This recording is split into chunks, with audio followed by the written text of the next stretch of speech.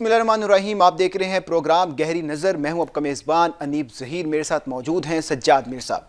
आज के इस प्रोग्राम में बात करेंगे एक बहुत ख़तरनाक किस्म की जो ट्वीट है वो की है पाकिस्तान तहरीक इंसाफ के जो रहनुमा है कासिम सूरी। उनका ये कहना है कि इमरान खान को जेल के अंदर कोई ऐसी चीज़ दी जा रही है जिससे उनकी जो जहनी तवाज़न है उसके ऊपर उसके बड़े गहरे असरात हो सकते हैं, और उनको एक कमरे में बंद कर कर कुछ स्प्रे भी की जा रही है तो जिसके जो नुकसान है उनके जहनी तवाज़न के ऊपर हो रहे हैं।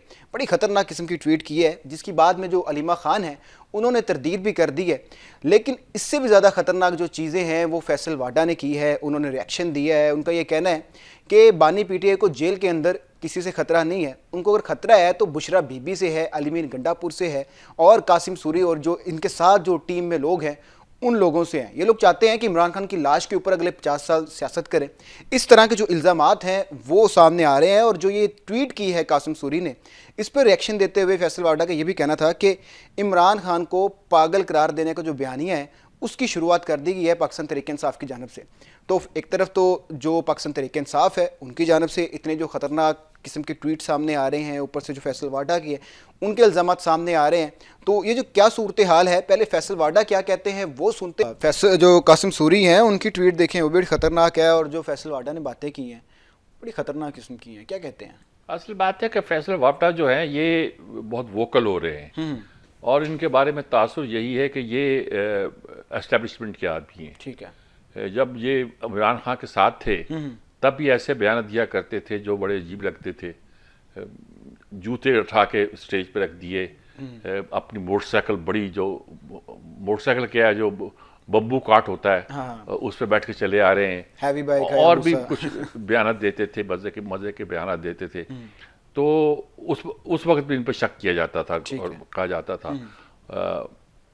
अब वो सूरत हाल ये पैदा हुई होगी कि लेकिन उसके बाद जब ये अलग हुए तो इन्होंने सचमुच वो बयान दिए जो कि कुर्ब की निशानी हुआ करते हैं। ठीक है। अच्छा, हमें उस गर्ज नहीं है कितने करीब है कितने करीब नहीं है, लेकिन ये हमने देखा है कि जो बयान देते हैं उसके पीछे कुछ सब्सटेंस होता है। ठीक है, कोई ना कोई वजह होती है। कोई वजह होती, बयान होती है, ऐसे नहीं मार देते। हम सिर्फ अब इस सब वो देखते हैं, ना हम इनकी लॉयल्टी को देखते हैं, ना इनकी मुल्क से पैट्रियाटिज्म को देखते हैं। ये क्या कहते हैं, जो कह रहे हैं वो अगर कोई उसमें सच्चाई नजर आती है तो हम उसको अहमियत देते हैं। मिस्टर, ये भी तो हो सकता है कि जो पीटीआई के कारकुनान हैं वो अलीमीन गंडापुर पर, बुशरा बीबी पर एतमाद का इजहार कर रहे हैं, तो उनको डाइवर्ट करने के लिए, ड्रैग करने के लिए, एतमाद कम करने के लिए इस तरह की बात की जा रही है। वो तजिया आप बाद में कर लीजिएगा, लेकिन ये है कि इनके बारे में चूंकि ये राय थी, इनके बयानात को इस तरह इस नजर देखा जाता था। इन्होंने कह दिया कि जी उसको अब रहा कर दिया जाएगा, रहा कर दी गई। इनको कह दिया गया कि अब ये होगा, जो इन्होंने कह दिया वो हो जाता था। तो इनकी कीमत बन गई, जिस तरह बुशरा बीबी की कीमत बनी कि कुछ बातें वो बताती थी कि अब ये होने वाला है और वो हो जाता था। इमरान के यहाँ उनकी अजमत बढ़ जाती थी, अहमियत बढ़ जाती थी। इस तरह इनकी भी बढ़ती गई। ठीक है। अब इस वक्त सूरत हाल ये है कि ये कहते हैं, देखिए इमरान को इन्होंने अब क्या यानी मुसलसल ये इस बयानिए पर है कि इमरान को तो मैंने बचाना है। सही है। मैं तो इतने साल से इमरान का आशिक हूं और इमरान को मैं ना मरने दूंगा, ना उनके गिर्द जो लोग खड़े हुए हैं उनको। कभी कहते हैं कि 7 औरतें हैं। ठीक है।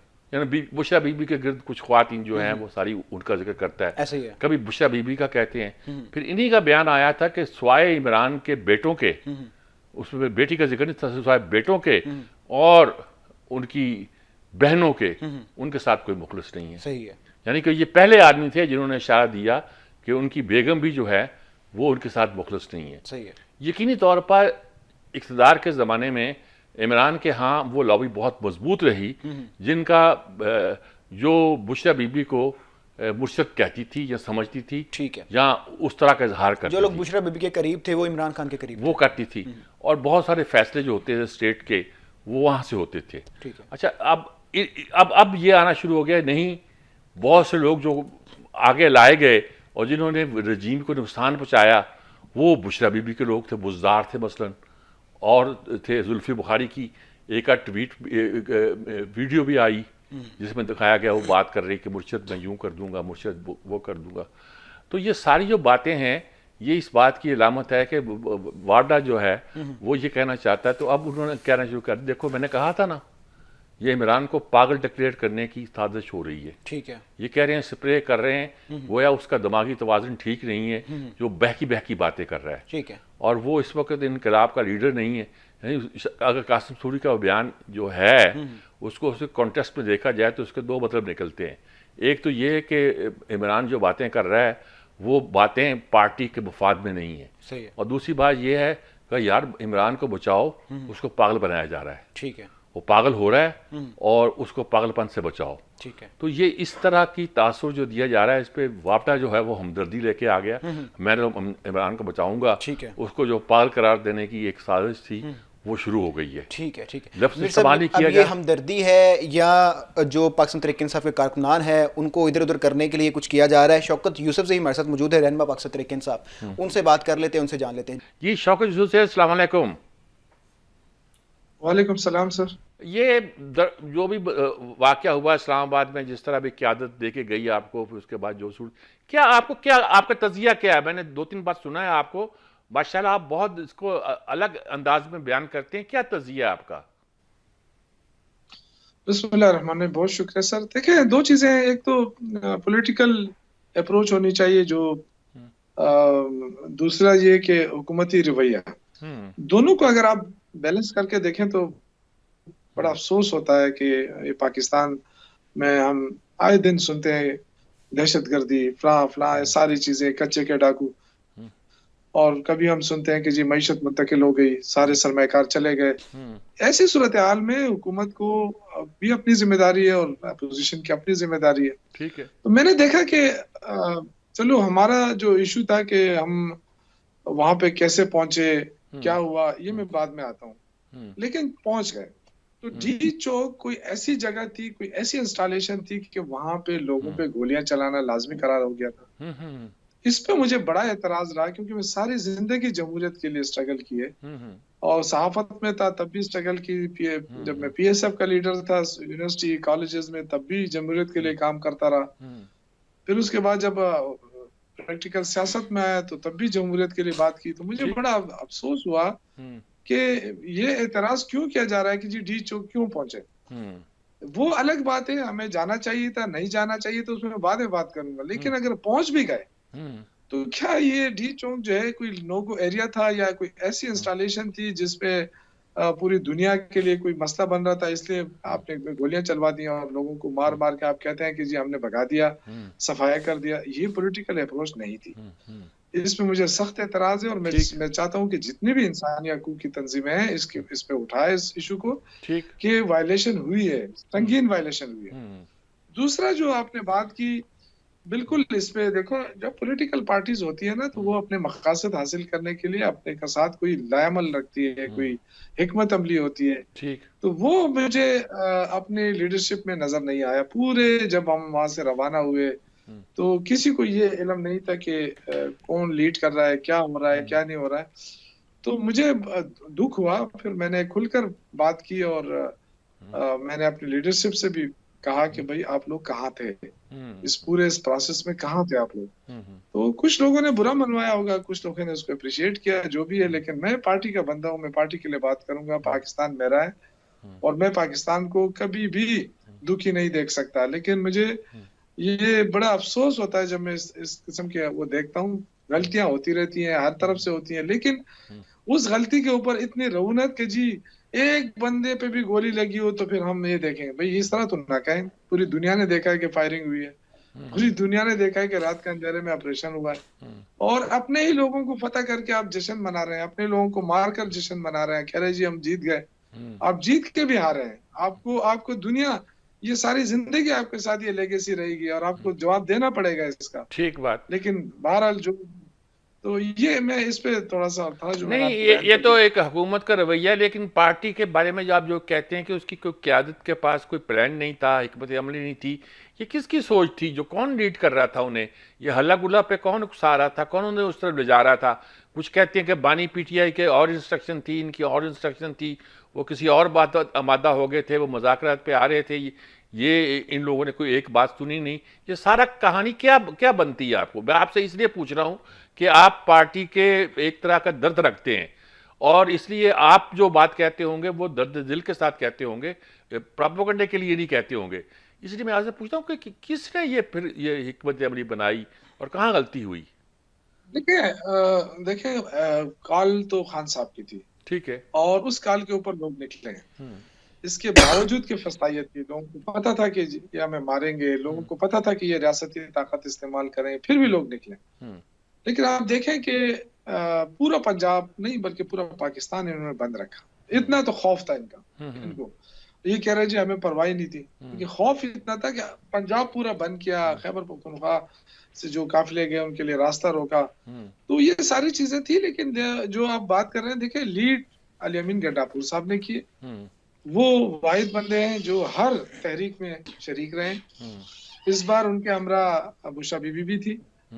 तो ये बाद में जब 2-3 चीजें इस तरह हुई, जब हम अटक पहुंचे और वहां पे कंटेनर्स लगे हुए थे, तो हम तो आजकल वो फर्स्ट ईयर तो छोड़े, सेकंड थर्ड ईयर में भी नहीं आते हैं ना, क्योंकि ना पार्टी का ओहदा है ना हुकूमती ओहदा है, कुछ भी तो नहीं है ना। लेकिन मैं एक सियासी वर्कर हूँ और मैं बार बार मेरा जो बस चलता था, मिनिस्टर साहिबान इधर उधर, मैं उनसे कहता कि हमें उधर नहीं जाना चाहिए, बजाय इसके कि हम कंटेनर हटाएं और इस्लामाबाद की तरफ जाएं, इधर ही बैठ जाएं।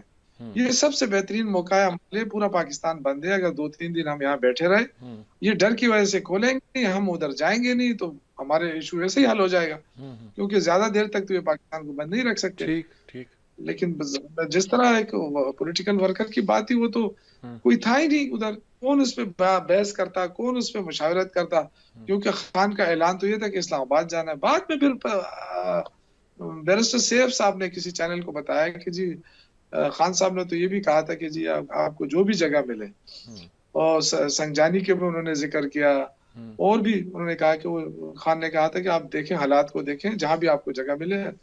वो बात पहले बताई नहीं गई, और उसके अलावा जो है हम पूरे रास्ते में कोई हिकमत अमली मुझे नजर नहीं आई, और लीडरशिप मौजूद नहीं थी। तो किससे बात करते, किस तरह अपनी हिकमत अमली को तरतीब देते? वरना मैं समझता हूं कि जो जिस तरह लोग निकले थे जज्बे के साथ, वर्कर्स, अगर हम इसको सही तौर पे खेल लेते तो हमें ना तो उसके डी चौक पहुंचने की जरूरत पड़ती, ना आज सूरत हाल मुख्तलिफ होती, तहरीक इंसाफ विनिंग उस पर होती। लेकिन बहरहाल मैं अगेन कहूंगा कि ये सियासत है, डिसर्ट नहीं होना है। सियासत में हमेशा सियासी स्ट्रगल होती है। अल्हम्दुलिल्लाह वर्कर आज भी चार्ज है, और हम हर वक्त तैयार हैं जब भी खान कॉल देगा, लेकिन हुकूमत अपना रवैया दुरुस्त रखे। नहीं, ये जो कि खान साहब तो तैयार हो गए थे कि सलजानी पे जाके वहां धरना दे दो और डी चौक का ख्याल छोड़ दो। बुशरा बीबी कहती थी कि मुझे खान से बात करा दो, उनकी बात नहीं कराई गई। कुछ लोग कहते हैं कि जी बुशरा बीबी का रवैया अलग था और पार्टी की और क़यादत जो थी नहीं जो फैसला करती। क्या आपको क्या लगता है, क्या हुआ है आपके साथ? देखिए, मैं हैरान हूँ कि हमारी जो पार्टी की मरकजी लीडरशिप है वो गिला शिकवे करती है कि जी वो बुशरा बीबी जिद कर रही थी, बुशरा बीबी नहीं मानी। देखिए, बुशरा बीबी हमारी मेहमान है, बुशरा बीबी हमारे लिए काबिल एहतराम है, क्योंकि खान साहब की अहलिया है। उनको वो अगर जिद भी कर रही थी ना, तो हमें हमारी लीडरशिप को उनको समझाना चाहिए था, उनको पहले ले जाने की जरूरत ही नहीं थी। हम सियासी लोग हैं, सियासी स्ट्रगल करते हैं, ये कोई ऐसा नहीं था कि खानदानी सियासत भी नहीं है, मोरूसी सियासत भी नहीं है पीटीआई के अंदर। तो फिर इस तरह मरगूब होना पीटीआई के लीडरशिप का, वो बड़ा मानी खेज है। मैं तो नहीं समझ सकता कि क्यों इतना प्रेशर में आए कि जी वो बुशरा बीबी कह रही थी कि ऐसा करो, बुशरा बीबी कह, और मुझे नहीं पता है कि उन्होंने कहा है नहीं कहा है, क्योंकि मैं उनके साथ कभी नहीं मिला। सिर्फ एक मीटिंग में बैठा था जो सीएम हाउस में हुई थी, लेकिन वो भी पर्दे में थी वो, तो इसलिए उनके साथ मेरे कभी इंटरेक्शन नहीं हुआ। लेकिन ये बड़ी ताज्जुब खेज बात है कि मरकजी लीडरशिप कह रही है कि जी वो हमारी बात नहीं सुनी गई। भाई ये फैसले, ये बहुत बड़ी पार्टी है, ये पॉपुलर जमात है पाकिस्तान की सबसे, और आप उसके चेयरमैन हैं, आप उसके सेक्रेटरी हैं, आप उसकी लीड करते हैं, और आप इतना बेबसी शो कर रहे हैं, तो फिर मेरे ख्याल से फिर तो इन ओहदों से चिपक के रहने की जरूरत ही नहीं थी। ये जो इसमें मैंने बात की थी, जिन इस्तीफे दिए सलमान अकरम राजा ने और ये हमारे ये क्या चक्कर था, ये क्यों नाराज हुए? ये कहते हैं हम तौहीन नहीं बर्दाश्त कर सकते। पता नहीं अंदर से यही कहानियां आई हैं कि असल सूरत हाल क्या होगी। ये आपके करीबी सर्कल से आप ज़्यादा वाकफ होंगे, आपको क्या लगता है ये क्यों इस्तीफे दिए इन लोगों ने? नहीं, वो तो सलमान अकरम राजा साहब ने वो एक टीवी चैनल पे बताया था कि जी उनको कोई सख्त अल्फाज कहे गए हैं, लेकिन मैं चूंकि मीटिंग में नहीं था, मुझे नहीं इल्म है। और सलमान अकरम राजा साहब बड़े मुअज़्ज़ज़ मोहतरम नफीस इंसान है, इस तरह गौहर साहब भी बड़े नफीस हैं। लेकिन बात यह है ना कि देखें, एक तो आम काबिलियत होती है इंसान की कि ये अच्छा प्रोफेसर है, ये अच्छा वकील है, ये अच्छा डॉक्टर है, तो उसका हरगिज ये मतलब नहीं होता है कोई एडमिनिस्ट्रेटर भी अच्छा होगा। उसका हरगिज ये मतलब नहीं है कि वो सियासतदान भी अच्छा होगा। तो हम थोड़े से अपनी प्रायोरिटी को भी देखेंगे फ्यूचर के लिए, और देखना चाहिए भी कि इतनी बड़ी पार्टी को अगर हम लीड करने दे रहे हैं किसी को, जी आप लीड करें, तो आगे से वो मतलब ये कि फिर ये कहे कि जी वो फलान ही मान रहा था, फलान ही मान रहा था, तो ये चीजें जो है ना नुकसान देती है पार्टी को। अब इस पे कोई नहीं बोलता है तो उसकी अपनी मर्जी, लेकिन मैं तो इसलिए बोल रहा हूँ कि पार्टी को नुकसान होता है ऐसी चीजों से। हमें फैसले करने चाहिए, बर वक्त फैसले और हिकमत अमली के साथ फैसले। बिल्कुल ठीक जब है। अब टाइमिंग बड़ी लाजमी होती है सियासत के अंदर, अगर इन टाइम फैसले नहीं हो सके और हालात को देखकर फैसले नहीं होते, तो फिर मेरे ख्याल से उस पार्टी का खुदा ही हाफिज। बहुत बहुत शुक्रिया आपका जी, बहुत आपने तफसील के साथ सारी सूरत हाल को बयान किया जी, बहुत शुक्रिया आपका जी। ये देखें बड़ी मैंने ये बहुत एहतियात के साथ सारी बात कर रहे हैं, हुकूमत का रवैया बयान कर रहे हैं, पार्टी का रवैया बयान कर रहे हैं। मुझसे बहुत कुछ पूछा जा सकता था कि पार्टी के अंदर कहा जा रहा है कि उनकी जान को ख़तरा है, ये है वो है। ज़ाहिर है ये एहतियात ही कर रहे हैं हर चीज़ के बारे में, और एहतियात ही करते हैं। इस वक्त जब हम उनसे बात कर रहे हैं वो ज़्यादा मोहतात हो चुके हैं, क्योंकि उनको 2-4 बयानों से पार्टी के कुछ लोग ऑफेंड हुए हैं। ठीक है। और वो ऑफेंड क्या हुआ है, तो उन्होंने साफ कहा कि भाई आप लोग कहाँ थे।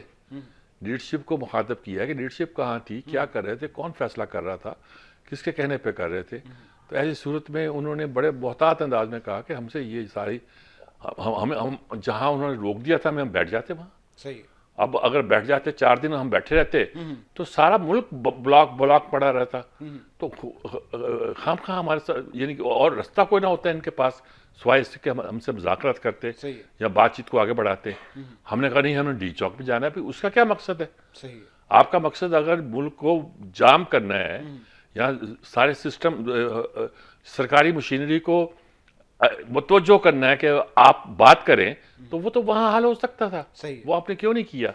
तो मेरे ख्याल में इस लिहाज से ये बहुत एक तरह की इनकी तवाना आवाज़ थी जो सामने आई। अब ज़रा एहतियात के साथ बात कर रहे थे, हमने भी एहतियात के साथ इससे सवाल पूछे। अच्छा मेरे साथ पहले भी जो लीडरशिप है, जैसे बैरिस्टर गौहर हैं, सलमान अकरम राजा है, जो पीटीआई के कारकुनान हैं, वो ये बात करते थे कि हमारी ये लीडरशिप कमज़ोर है, उस तरीके से रेजिस्ट नहीं कर पा रही। और अभी भी अगर शौकत यूसुफ की बात सुने तो वो अलीमीन गंडापुर से या बुशरा बीबी से इतने नाराज़ नज़र नहीं आ रहे। वो जो मरकज़ी लीडरशिप है अपनी, बैरिस्टर गौहर हैं, सलमान अकरम राजा है, उनसे ही वो नाराज़ नज़र आ रहे हैं कि वो नज़र नहीं आए।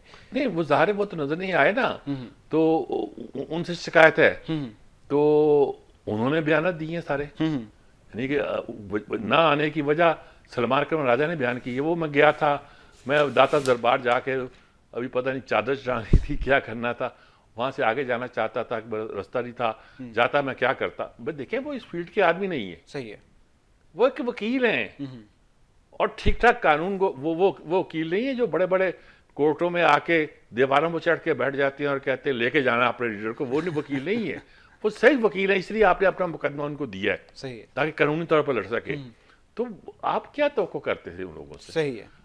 ये कहा जा सकता है कि आपने जो लीडरशिप चुनी है वो लीडरशिप उस काम के लिए नहीं है जो टास्क आपने अब उनको दे दिया है। सही है। आप एक अच्छी पोलिटिकल सरगर्मियों के लिए या कानूनी सरगर्मियों के लिए एक टीम को आगे रखते हैं, जिसका मतलब कि आप साफ सुथरी सियासत करना चाहते हैं। सही है। और आप लाहे अमल वो देते हैं जो साफ सुथरी सियासत बजाय मार कुटाई की सियासत है, तो वो उनसे तवक्को तो ना करेंगे। सही है। सही है। कानूनी मामलात के लिए ये टीम बेहतर थी, और अगर सियासी मामलात या एहतजाज करना है उसके लिए जो दूसरी टीम है उसको करना चाहिए था आगे। ठीक है, जो पाकिस्तान तहरीक इंसाफ के जो मामला चल रहे हैं, ये किस करवट बैठेंगे, जो टूट फूट का शिकार है पाकिस्तान तहरीक इंसाफ बेहतर हो पाएगी, जो आने वाला एहतजाज है वो बेहतर हो पाएगा या नहीं हो पाएगा। ब्रेक का वक्त हुआ है, ब्रेक के बाद वापस आएंगे और बात करेंगे। पाकिस्तान पीपल्स पार्टी की जानिब से हुकूमत के खिलाफ बड़े बयानात आ रहे हैं, कभी गवर्नर पंजाब की जानिब से, कभी गवर्नर KPK की जानिब से, कभी बिलावल भुट्टो की जानिब से। ये क्या मामला है? पीपल्स पार्टी एकदम से ही हुकूमत के अगेंस्ट चलना शुरू हो गई है, इस पर बात करेंगे। ब्रेक के बाद दोबारा हाजिर होते हैं। Will be right back after the short break. जी, ब्रेक के बाद आपको एक बार फिर से खुशामदीद कहते हैं। बात करेंगे पाकिस्तान पीपल्स पार्टी की।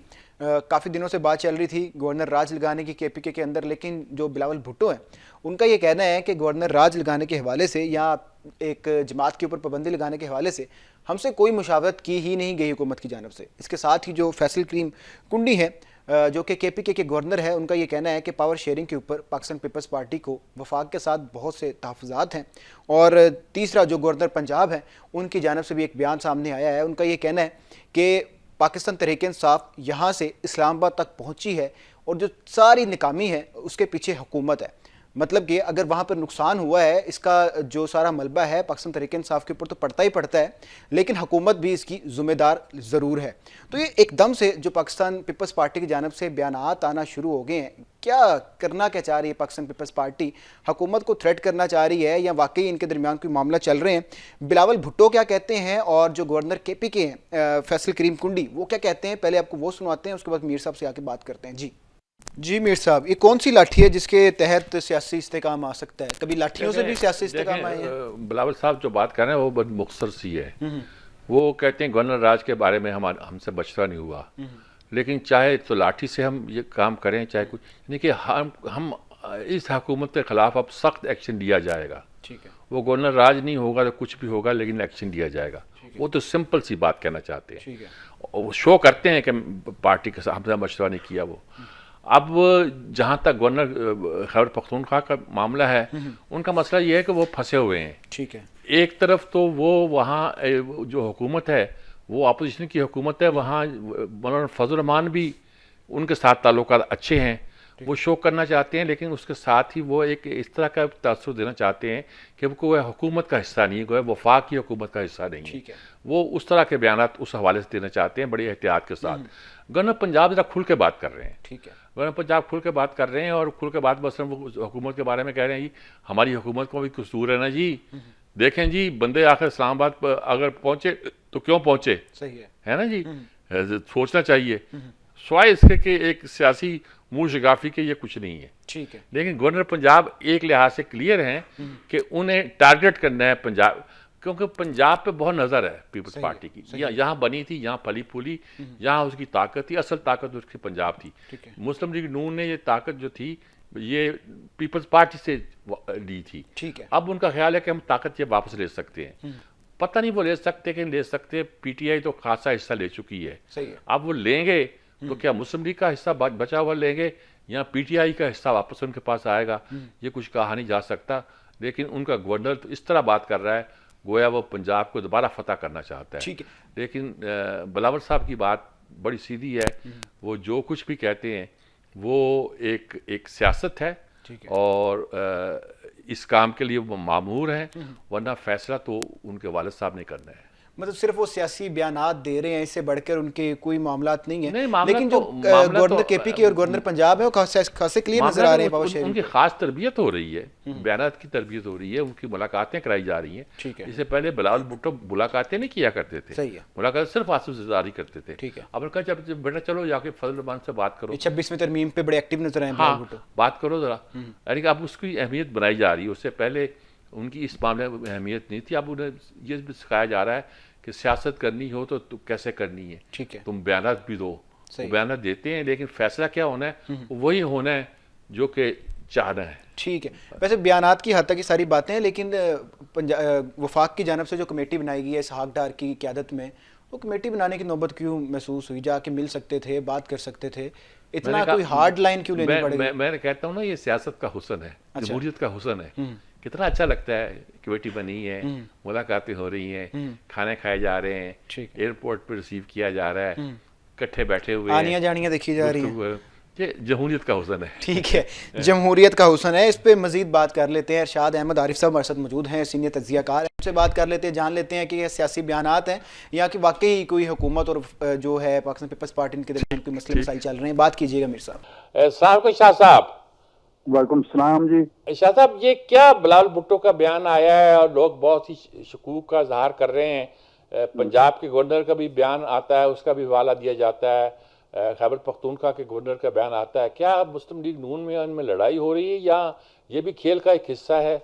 और आखिर में जैसे होता है कि मुस्लिम लीग और नून बड़े हंसी खुशी के साथ मसला तय कर लेती हैं और लोग समझते हैं कि शायद कोई लड़ाई होकर कोई नया पॉलिटिकल सेटअप बनने वाला है। क्या क्या नजर आता है आपको वहाँ सारा? ये सब ये जो मौजूदा सिस्टम है ना, जी जी, इसके दो सिग्नेटरीज हैं। अच्छा, एक मियां नवाज शरीफ साहब हैं और दूसरे जनाब आसिफ अली जरदारी साहब हैं। ठीक है। और तीसरे का आपको पता होगा। तो इसलिए इसमें बिलावल भुट्टो साहब का जो किरदार है वो सिर्फ बयानबाजी की हद तक ही है। ठीक है। आपको इल्म है 26वीं तरमीम के हवाले से बाद में जो कानून साजी हुई उसके हवाले से बिलावल भुट्टो साहब का नुक्ता नजर आपके सामने है। लेकिन मानी हुकूमत की गई क्योंकि जनाब जरदारी साहब हुकूमत के नुक्ता नजर से मुत्तफिक थे। ठीक है। बिलावल साहब के जो बयानात होते हैं वो जो फारसी का है ना, निर्ख अर्जा कुन के अर्जानी हनोज, वो निर्ख बढ़ाने के लिए होते हैं, इससे ज्यादा कुछ नहीं। मैं तो कोई अहमियत नहीं देता, क्योंकि देखे ना कोई समझ नहीं आती कि या तो मुतय्यन तौर पर वो बताएं कि जी ये ज्यादतियां मुस्लिम लीग नून कर रही है और इस पे हमारा या सी का ये नुक्ता नजर है कि अगर ये मजीद हुई या फलां जो हमारी रेड लाइन है वो अगर क्रॉस की गई तो हम हुकूमत से अलग हो जाएंगे। वो ऐसी तो कोई बात नहीं करते। वो एक मुलाकात की मार होते हैं, मुलाकात होती है उसके बाद वो ठंडे पड़ जाते हैं। ठीक है, ठीक है। तो अब भी वही सूरत हाल है। एक इसके मुकाबले में गवर्नर पंजाब जो हैं वो ज्यादा क्लियर हैं, क्योंकि वो उस माहदे की बात करते हैं जो पंजाब में हुआ है तहरीरी तौर पर, और उसका वो बयान भी करते हैं कि खिलाफ वर्जी कहाँ कहाँ हो रही है। लेकिन उसके बाद जाहिर बात है फैसला तो सी ने करना है या जरदारी साहब ने करना है या बिलावल भुट्टो साहब ने करना है।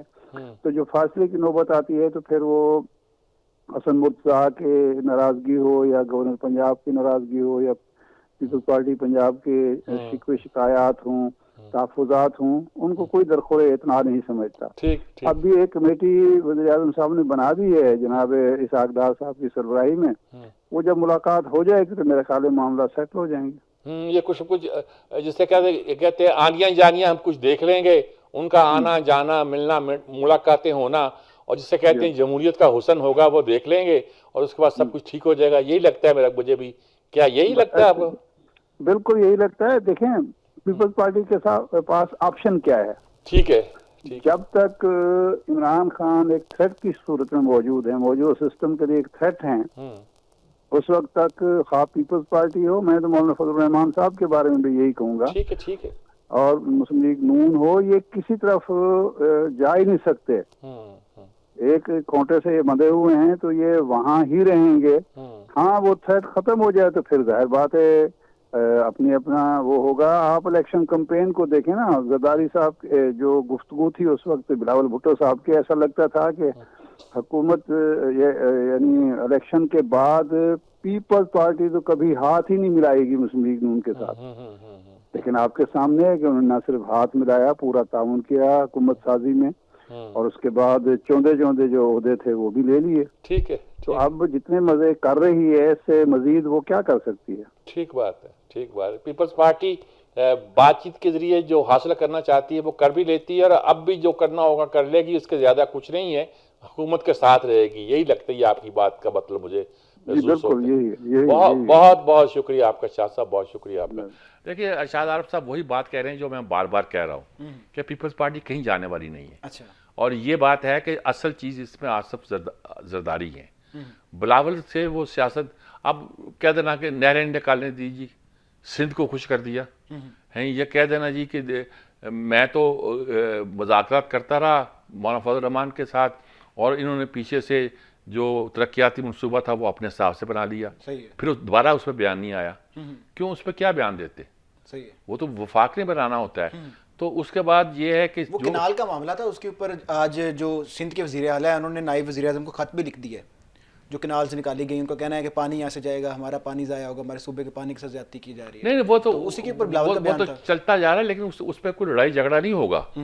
वो जो सारी बात अंडरस्टैंडिंग की बात होती है, यहाँ आपस में चल रही होती है, उसका जिक्र आता है। ये ठीक कहते हैं कि ये ज़्यादा क्लैरिटी जो है ये गवर्नर पंजाब या इन लोगों के है कि इन्होंने लिखे हुए माहदों के रेफरेंस पे बोलते हैं। सही है। ये जो हमारी बातचीत है उसके हवाले से पार्टी के सियासी इमेज बनाने के लिए बात करते रहते हैं। ठीक है। और फैसला वही है जो जरदारी साहब ने करना है।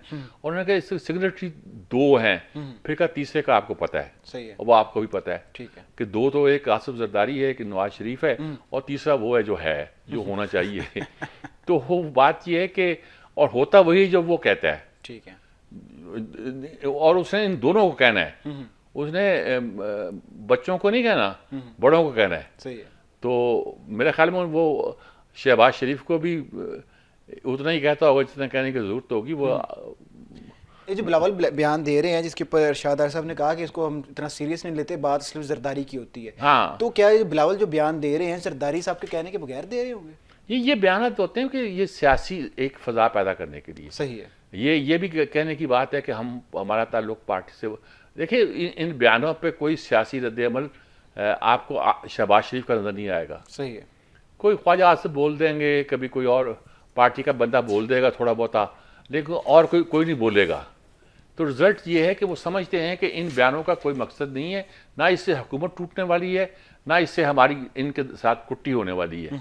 बस हमारी बड़ी अच्छी गुडी गुडी चलती रहेगी। देखिए मैं तो बड़े आसान लफ्ज़ों में कहता हूँ कि फैसला तो वही होना है जो उन्होंने करना है। ठीक है।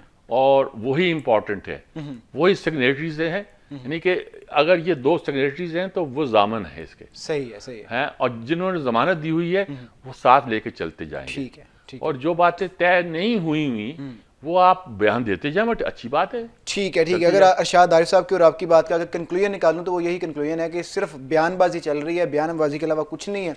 जब तक इमरान खान थ्रेड की सूरत में मौजूद है ये साथ रहेंगे, इत्तेहाद में रहेंगे। ब्रेक का वक्त हुआ है, ब्रेक के बाद वापस आएंगे, बात करेंगे इंटरनेट सुस्त रवि का शिकार हुआ जिसकी वजह से जो पाकिस्तान की मईशत है उसको नुकसान हो रहा है। जो नौजवान हैं उनके जो फ्री लांसिंग करते थे उस चीज़ को नुकसान हो रहा है। ये तमाम मसाइल चल रहे हैं, इसका हल क्या है और इसके ऊपर जो बयानात आ रहे हैं हुकूमत की जानब से इंतहाई गैर जिम्मेदाराना जो बयानात वो सामने आ रहे हैं। और दूसरा एक खुशखबरी है पाकिस्तान एयरलाइंस के लिए, वो भी डिस्कस करेंगे। Will be right back after the short break. जी ब्रेक के बाद आपको एक बार फिर से खुशामदीद कहते हैं। बात करेंगे कि मुल्क के जो बेशतर इलाके हैं वहाँ पर जो इंटरनेट है वो इंतहाई कम आ रहा है, जो उसकी स्पीड है वो बहुत कम है, बहुत मुतासिर है, जिसकी वजह से जो सार्फिन है वो बड़ी मुश्किलात का शिकार है। पहले तो एक्स को पाकिस्तान के अंदर बंद किया गया था, अब जो दीगर ऐप है जिसके अंदर फेसबुक है और ख़ुसूसी तौर पर जो व्हाट्सएप है जो इंफॉर्मेशन शेयरिंग का एक सोर्स होता था, वहाँ पर पिक्चर, वॉइस नोट या किसी भी किस्म का जो एक मैसेज है वो भी लोगों को सेंड करने के लिए अच्छी खासी मुश्किलात का सामना करना पड़ रहा है।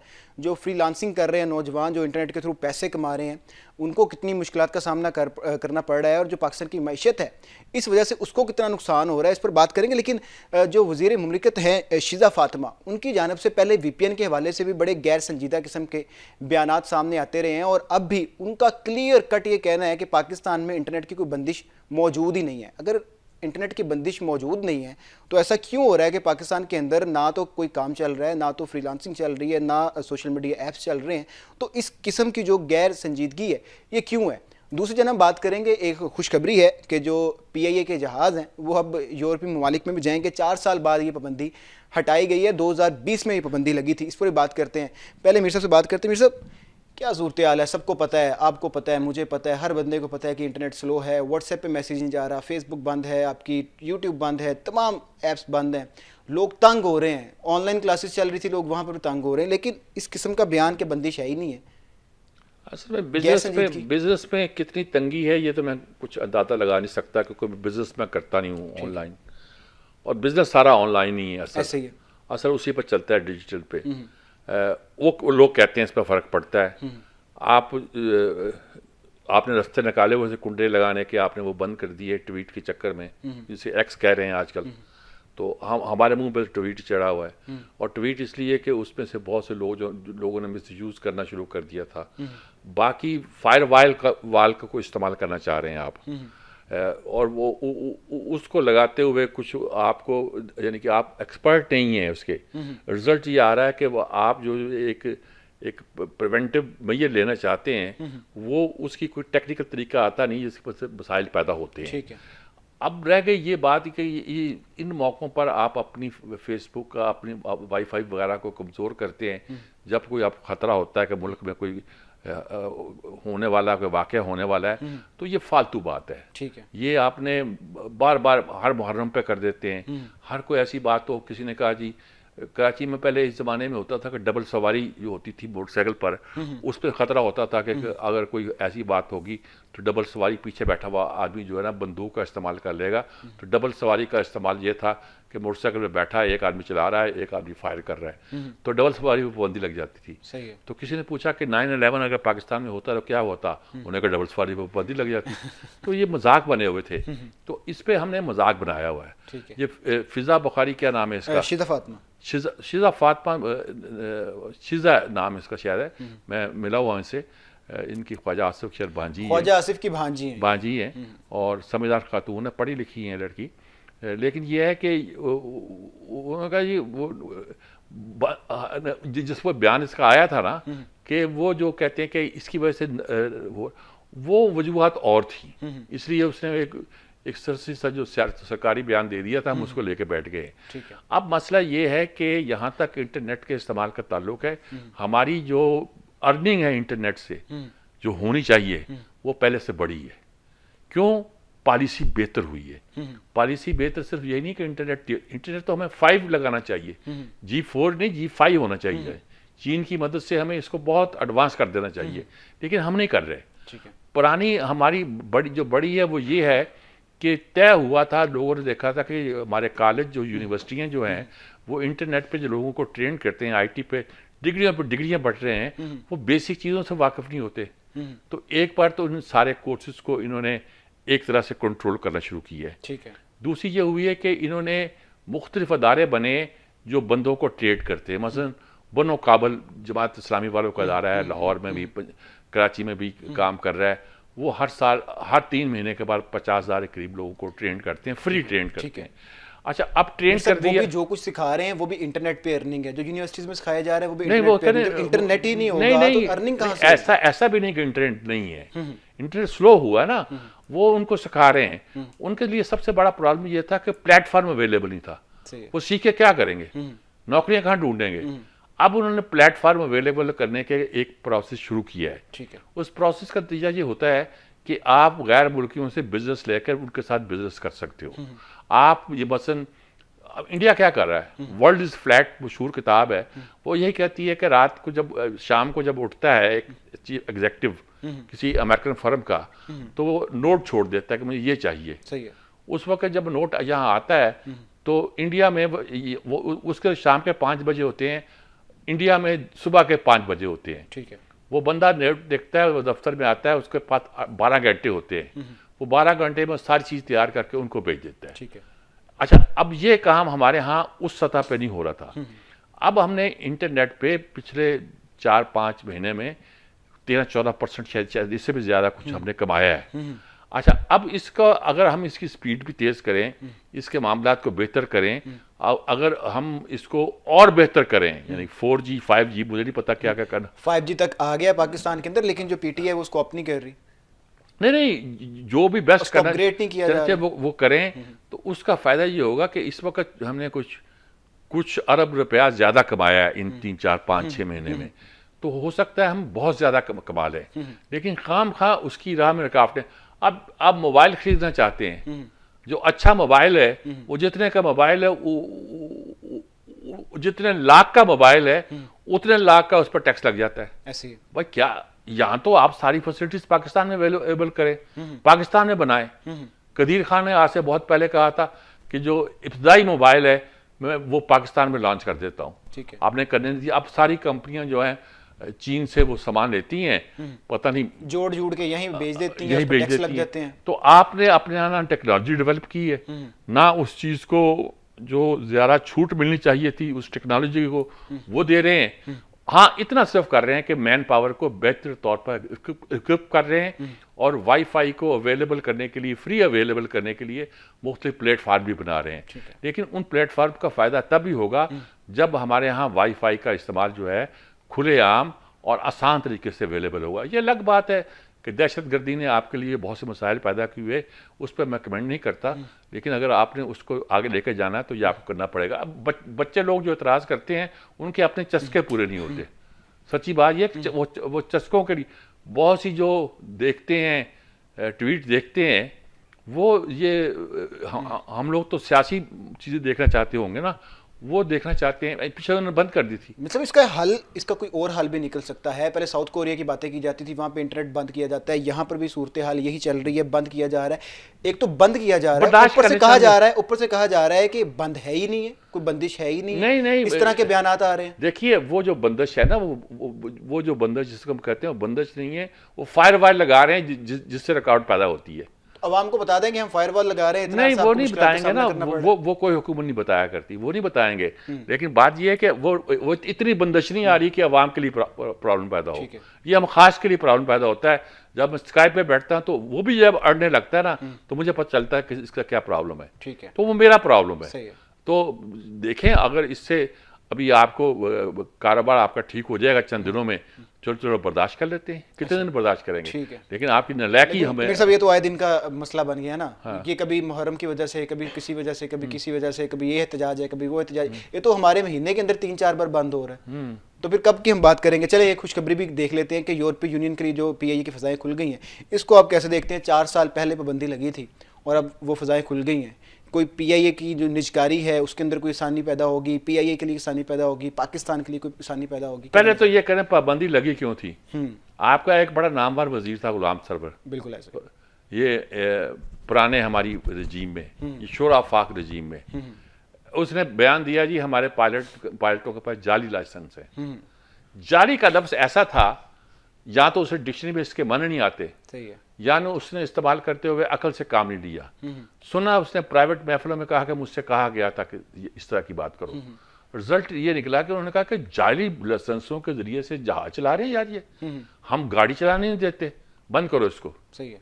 अच्छा, पाबंदी लग गई, 4 साल तक आप कुछ और नेटवर्क, कुछ और मसाइल थे हमारे साथ, वो सॉल्व करती रही हमारी सिविल एविएशन, और वो सॉल्व हो गए हैं। वो 2 अदारों के लिए थे सिर्फ, एक PIA के लिए, एक मैं नाम ले लेता हूँ, कुछ है सरकारी, एयर ब्लू, ठीक है, उसका कुछ 2-1 जहाज जाते थे। ठीक है। अब पाबंदी खत्म हो गई है, लेकिन पाबंदी अभी इंग्लैंड में खत्म नहीं हुई। आपकी ट्रैफिक का बड़ा रश जो है ना, वो अगर यहाँ से आपकी डायरेक्ट फ्लाइट लंदन जाए और लंदन से आए तो आपको वहाँ से ज़्यादा आमदनी मिलती है। सही है। कहाँ 8 से 10 घंटे में आप फ्लाइट लंदन पहुँचा दोगे? कहाँ ये होता है कि आप जाते हो दुबई में 4 घंटे आराम करते हो, फिर वहाँ से आगे जाते 20 घंटे में आप लंदन पहुँचते हो। ऐसे हैं जी, वो उसका फ़ायदा होगा, फ़्लाइट का तो होगा ही होगा, लेकिन फिर अगर आप उससे करना चाहते हो, प्राइवेटाइज करना चाहते हो, तो उसकी कीमत बढ़ गई है। आपके पास ये लाइसेंस नहीं है, पेरिस का या लंदन का लाइसेंस ही नहीं होगा, बल्कि ये होगा कि वो ऑपरेटिव लाइसेंस है। ठीक है, आप उस पर चल सकते हो। और जो भी नई पार्टी आएगी वो समझेगी कि आपके पास अगर जहाज़ हो, ट्रेन पायलट हो, सब कुछ हो, तो आप अपने जहाज़ों के लिए ये हवाई अड्डे जो है ये इस्तेमाल कर सकते हो। सही है। वो इस लिहाज से ये एक पॉजिटिव बात है। और पॉजिटिव बात से ज़रा ये बहुत नेगेटिव बात थी कि 4 साल तक हमारी जो एयरलाइन थी, वो एयरलाइन जिन्होंने कई एयरलाइनों को बनाया, ठीक है, यानी लुफ्तांसा जैसी एयरलाइन ने इसको ट्रेनिंग दी थी, छोटी मोटी एयरलाइन ट्रेनिंग दी थी, वो उस वक्त एयरलाइन थी जो दुनिया की बेहतरीन टेक्निकली तौर पर एयरलाइन गिनी जाती थी। और फिर आपने एयर माल्टा को बनाया, अपने UAE की ये जो एमिरेट्स है इसको बनाया, सिंगापुर वालों को शायद बनाया, आपने दुनिया भर की एयरलाइनों को ट्रेनिंग दी। आपका इंजीनियरिंग विंग जो था वो कमाल का विंग था जी, हर चीज़ में आपके A1 लोग थे।